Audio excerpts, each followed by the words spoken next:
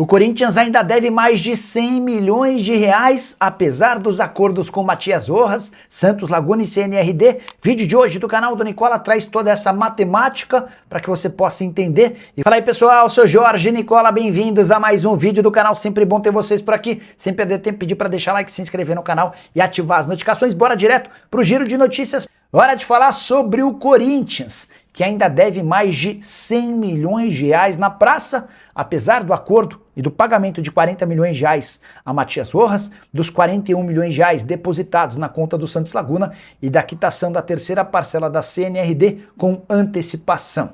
São 113 milhões de reais de pendência, de problemas que podem resultar em mais condenações na Corte Arbitral do Esporte. Corinthians deve hoje ao Toluca 42 milhões de reais pelo Pedro Raul. São mais 23 milhões de reais ao Tadjeres por conta de Rodrigo Garro. 15 milhões de reais ao Cuiabá por Ranieri. Essa dívida está sendo paga através da CNRD. Tem mais 12 milhões e 300 mil ao Atlético Paranaense por Alex Santana, jogador que está encostado no Corinthians.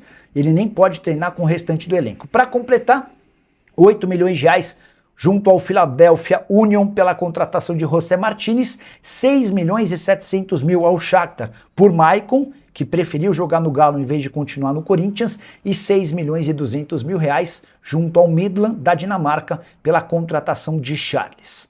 Quero registrar que as situações mais delicadas são as dívidas por Garro, Maicon, Martínez e Charles. Essas quatro já resultaram em derrotas na FIFA. Corinthians recorreu à Corte Arbitral do Esporte e deve ser condenado nos próximos dias. Dessa maneira, a condenação já se transforma em transfer ban, até por isso a pressa no Parque São Jorge para registro dos novos reforços. Duas novidades importantes no Corinthians. Quero contar que o Timão rejeitou proposta da Lazio por Yuri Alberto e que tem interesse na contratação de Alan, que pertence ao Flamengo, e negocia há semanas com o São Paulo. Deixa eu começar falando sobre Yuri Alberto. A Lazio, nas últimas horas, enviou uma proposta de 22 milhões de euros. A oferta foi considerada extremamente ruim para o Corinthians, que detém apenas 50% dos direitos econômicos. Pior, o Timão ainda se acertou com o empresário do Yuri Alberto, André Curi, para o repasse de 10%. Ou seja, na prática, o Corinthians vai ficar com apenas 40% do valor de uma futura venda do atacante. Nesse cenário, só haverá negócio com a Lazio se a equipe italiana sugerir os 22 milhões de euros apenas pela parte do Corinthians, o que torna a situação inviável. Não dá para imaginar que a Lazio estava disposta a pagar 22 milhões de euros por 100% de um atleta e vai voltar com uma oferta de 22 milhões de euros por apenas 40% desse mesmo jogador. O Corinthians pretende negociar o Yuri Alberto. Isso deve acontecer na metade do ano ou, quem sabe, no fim da temporada de 2026. Só para completar, contar também que o Corinthians iniciou conversas embrionárias com representantes de Alan, volante que perdeu espaço no Flamengo e conversa há dias com o São Paulo. Já contei para vocês que entre Alan e São Paulo tá tudo certo, falta o principal, o aval do Flamengo. O problema é que o rubro-negro quer contratar Marcos Antônio. O São Paulo não pretende se desfazer do seu principal jogador e essa negociação entre Corinthians, Flamengo e Alan ainda não pegou fogo. É só uma conversa embrionária, o Flamengo monitorando os passos de um mercado. Já havia contado para vocês que Dorival Júnior gosta muito de Alisson, meio-campista que pertence ao São Paulo. O problema é que o tricolor só aceita negociar o Alisson se o Corinthians oferecer bastante dinheiro ou um jogador muito interessante. Quero te atualizar agora sobre o Corinthians, atrás de lateral, de volante e de atacantes. Você sabe, nessa semana o Corinthians pagou as últimas pendências e está livre para registrar atletas. A partir de agora, a busca se dá por laterais. Para a direita, há a necessidade de alguém que possa revezar com o Mateuzinho. E o Arias, que deixou recentemente o Bahia, é uma possibilidade. Jogador livre no mercado da seleção colombiana. Na lateral esquerda surgiu outra opção colombiana, Gabriel Fuentes. Ele tem 26 anos de idade, pertence ao Fluminense e deve se tornar a terceira opção do elenco depois da chegada do Arana. Vale a lembrança de que em 2025 o Fuentes já era a reserva do René. Pergunta que eu deixo para você, se o cara é reserva do René, será que ele tem potencial para jogar no Corinthians? O Fuentes chegaria para ocupar o lugar do Angeleri. Renovações com o lateral esquerdo argentino estão travadas. Na lateral direita, surgiu a especulação de que Mateu Del Blanco, que pertence à União Santa Fé, interessaria. O jornal Olé da Argentina chegou a tratar essa notícia como importante, dizendo que Corinthians e Red Bull Bragantino estariam em negociações. Consultei uma fonte corintiana que garantiu que esse nome não faz parte dos planos. Em relação a volantes, Corinthians segue buscando alguém que possa suprir a ausência do Maicon. Alisson no São Paulo está praticamente descartado, o tricolor não quer fazer negócio com o Corinthians. Alan do Flamengo é uma possibilidade, o Corinthians já apresentou uma proposta de empréstimo, o Flamengo não tem pressa para resolver essa questão. Surgiu também o nome do Matheus Pereira, volante que pertence ao Fortaleza, foi recentemente comprado pelo Lion. O Corinthians gostaria do jogador por empréstimo, o Fortaleza só aceita vendê-lo. Que vai buscar, que vai caber mais preocupações para o Corinthians é a busca por atacantes, que são sempre mais caros. E o Timão precisa de velocistas no plural, a ideia é contratar pelo menos 2. Para completar o noticiário alvinegro, registrar que Pedro Raul deve ficar para o Campeonato Paulista, segundo Marcelo Paz. Pedro Raul vai ter oportunidade de jogar e ganhar alguns minutos nessas primeiras rodadas do Campeonato Estadual. Já Héctor Hernandes e Alex Santana vão treinar parte, não fazem parte dos planos. O Corinthians, que conseguiu um empréstimo gigante. O Timão terá direito a 70 milhões de reais, que serão utilizados para o pagamento das últimas dívidas emergenciais, entre elas o Transferban com o Santos Laguna, o último impeditivo para registro de atletas do Timão. Corinthians que já contratou Gabriel Paulista e só espera pelo fim do Transferban para poder inscrevê-lo. Outros reforços também chegarão. Deixa eu só explicar como é que vai funcionar esse empréstimo. O dinheiro vem da cota da LFU, a Liga Forte União, referente aos direitos de transmissão do Campeonato Brasileiro. O Corinthians já pagou nos últimos dias 7 milhões e 200 mil reais de uma dívida que tinha na CNRD, referente à terceira parcela. Essa parcela foi paga de forma antecipada para que o Transferban no futebol nacional caísse, e ele já não existe mais. Importante registrar que esse empréstimo tem taxa de juros de CDI mais 3, na casa de 17,9%. Só para completar, além da entrada desse dinheiro, que vai permitir ao Corinthians pagar suas contas mais emergenciais e manter salários, direitos de imagem e luvas em dia com os atletas, quero registrar que o Corinthians terá a manutenção da Esportes da Sorte como patrocinadora master. Conversei com o presidente Osmar Stabile antes de gravar esse vídeo e ele contou que as partes já estão tratando das minutas do novo contrato. A verdade é que a Responsa Gaming não conseguiu apresentar as garantias bancárias de um contrato de 180 milhões de reais por ano, até por isso o Timão ficou com a sua atual parceira, que vai reajustar os salários, ou melhor, os valores do acordo de 103 para 150 milhões de reais por temporada. Quero falar agora sobre o Corinthians, que pagou nessa quinta-feira sua última dívida que o impedia de registrar atletas a qualquer momento. O Transferban na FIFA deve cair.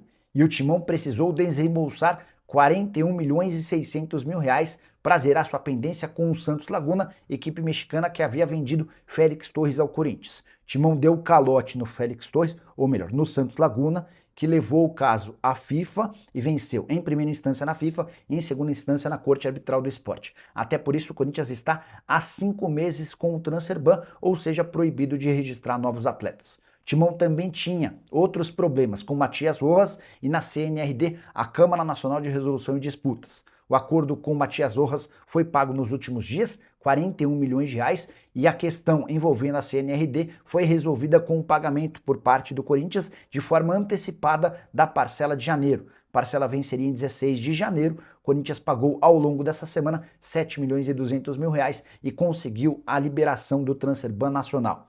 Assim que o Santos Laguna notificar a FIFA de que recebeu o dinheiro, a FIFA retira o Transferban do Corinthians, que estará liberado para registrar novos atletas. Primeiro reforço, contei com exclusividade, é Gabriel Paulista, jogador de 35 anos de idade, que estava no Besiktas, assinou por 2 temporadas com o Timão. Corinthians ainda busca um lateral direito, Santiago Arias, colombiano ex-Bahia. É uma das possibilidades. Alisson, volante do São Paulo, agrada demais ao técnico Dorival Júnior e hoje as prioridades no Timão são atacantes, jogadores de velocidade para atuar pelo lado do campo. Cheguei a contar para vocês que o Mandak era um dos alvos, mas ouvi de um dirigente corintiano que ele não é prioridade. Existem outras possibilidades na frente. Se essas possibilidades não andarem, aí sim o jogador que pertence ao Juventude, mas ainda tem 40% dos direitos econômicos presos ao Corinthians, pode ser contratado. Yvon Bargar, atacante argentino de 29 anos de idade, pode jogar no Internacional ou no Corinthians? César Luiz Melo, jornalista argentino, assegura que Corinthians e Internacional estão de olho. Fui checar essa história para vocês e posso contar que o Internacional cogitou, estudou, mas já descartou. Fabinho Soldado contou ao representante do Vanberger no Brasil, o Alexandre Faria, de que o nome não foi aprovado internamente. O Vanberger também foi oferecido ao Corinthians. Centroavante de boa capacidade física, 1,87 m de altura e muitos gols em sua passagem pelo São Lourenço, ele não renovou seu contrato e está livre. Marcelo Paz, executivo de futebol do Corinthians, ainda não deu um feedback final do Corinthians sobre a situação do atleta. Vanberger, que também interessa ao Vitória e ao Mirassol, mas não descarta jogar em outro país que não no Brasil. Tem alguma chance de a política não colocar o dedo na ferida aí? O presidente do Corinthians até brincou no começo da coletiva, né? Disse que, olha, tá aqui a paz e a estabilidade, né? Brincando com o sobrenome dos dois, do Marcelo Paz e do Osmar Stabile.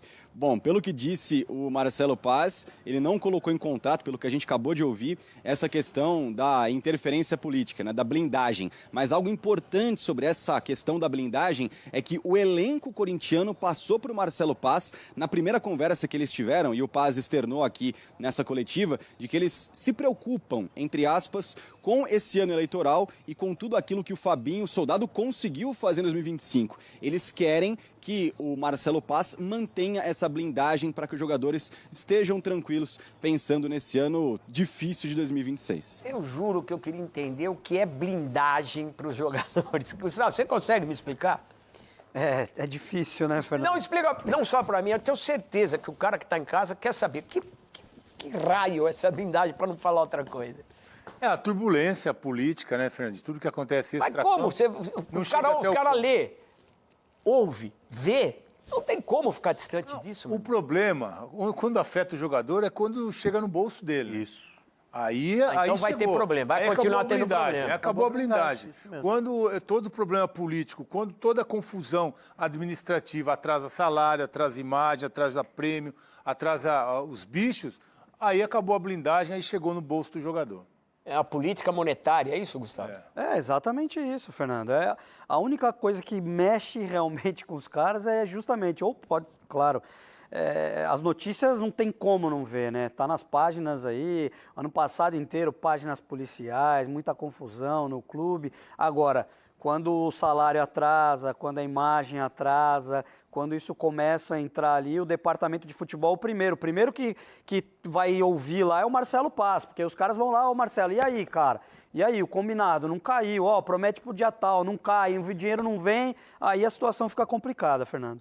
Ô, Paulo, a parada é a seguinte, ano de eleição tem chance de não ter barulho político? Não, né? Não tem chance. Assim, o melhor mundo pro Corinthians seria o Stabile virar ali uma figura como uma rainha da Inglaterra, ali, né, decorativa. Depois de 35 anos esperando para ser presidente, você acha que na hora que a caneta tá na mão, eu vou deixar ela de lado? E o Marcelo ser um primeiro-ministro, né? O cara que realmente faz a coisa acontecer. Mas se tratando de Corinthians, eu acho que é muito difícil. O que eu não consigo entender uma coisa, cara. O cara é diretor de futebol ou ele é gestor de política?